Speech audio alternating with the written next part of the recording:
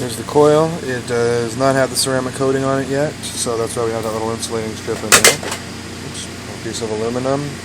We're going to be heating up. That little gray blob there is a blob of solder paste. There's our MatchBox. We have a little extra capacitor on there because we will need it. We'll put it inside on your unit. Here's the Roy. We're going to turn it all the way up. Right now we'll look at the power meter. That's a standby wattage 5. And here we go, 695. Let's see that solder start to soften up.